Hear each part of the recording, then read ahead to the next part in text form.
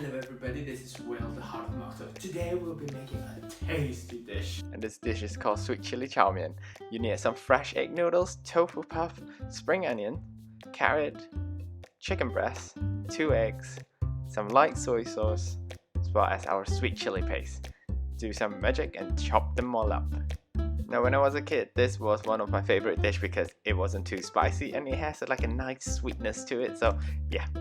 What you need to do is just oil out your wok and then throw in some of your chicken as well as the stem part of your spring onion. Now for your spring onion, leave the leafy part for the garnishing after. You'll just be using the stem part here. Just stir fry it with some carrots as well. I'm using our Mak Tok sweet chili paste. I'm using about 3 to 4 tablespoons.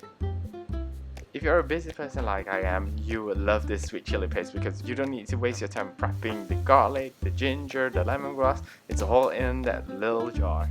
Now when you're making a chow mein, make sure you cook the eggs first by cracking it and stir frying with all the ingredients before you add in the noodles. This will prevent the noodles from becoming too soggy. And that's it. All you need to do is garnish with some spring onion, the leafy part, and some sesame seeds, and enjoy!